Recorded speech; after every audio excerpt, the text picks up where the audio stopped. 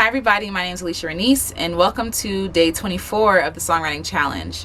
I'm a singer-songwriter based in the DMV area, and for the month of November I've been offering tools, encouragement, tips that I've been given, tips that I use, tips that I apply, tips that I want to try out, and that I hope will honestly help you in your songwriting journey. I have a free 5-day songwriting challenge going on. If you would like to join it, feel free. The link is below. So every day for 5 days, you get a songwriting prompt, you get encouragement and tips, and you get access to a community of other songwriters just like you who want to create their best art. So so let's get into day 24. So day 24 is a tip that I've gotten and that I usually use. Just for me, I feel like every songwriter is different. But what I do is I start with the chorus or the vamp. I start with the chorus.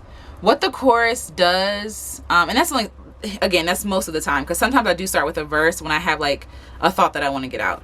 Starting with the chorus is good, or vamp is good, because you know the general theme for the song.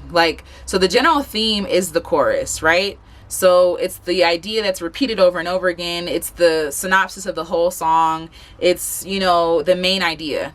The verses should be supporting.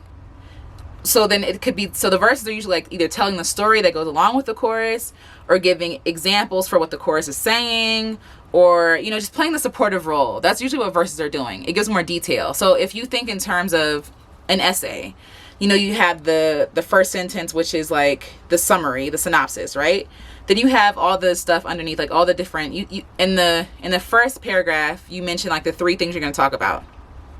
Then the 3 paragraphs underneath are expounding on that idea. So essentially the song is doing the same thing. So the chorus is the main idea. The verse is the supportive role, so to speak, is supporting what the chorus is saying.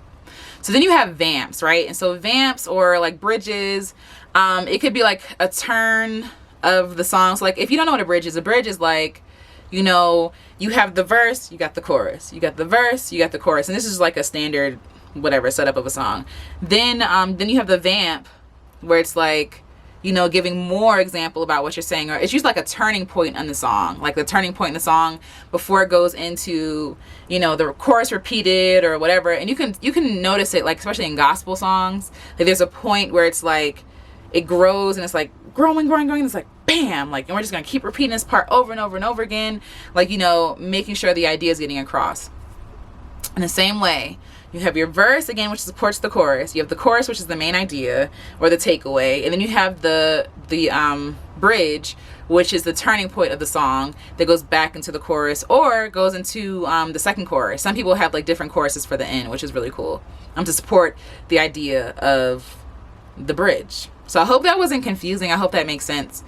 But for me, what I found as an artist is sometimes it's just easier to start with, if you're writing a skeleton of a song, to start with the chorus, because the chorus gives you, okay, this is what my main idea is. This is what I believe. This is what I want people to take from it, and then you can fill in the blanks with the verses with more detail, with further supporting evidence or whatever.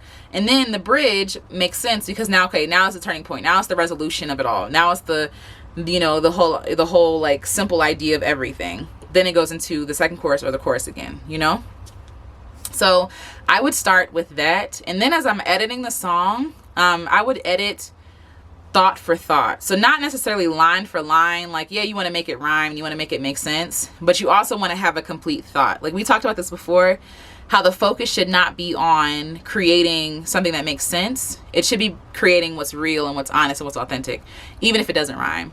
So as you fix your song, maybe you don't want it to rhyme. That's cool too.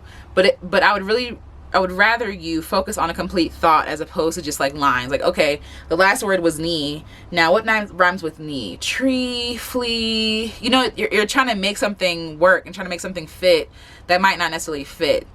So I recommend to you trying to edit thought for thought as opposed to line for line. Like, how is the best way I can complete this thought or get this idea across?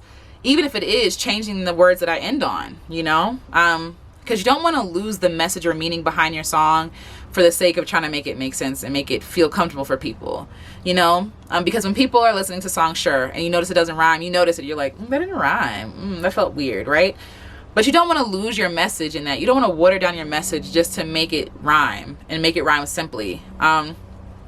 I would say look at some rhyming dictionaries, or rearranging the thought. You know, could you say the subject first? Like, you know, whatever the structure of a sentence is, you can move things around to still make it make sense. So instead of saying I went to the market, you can say to the market I went.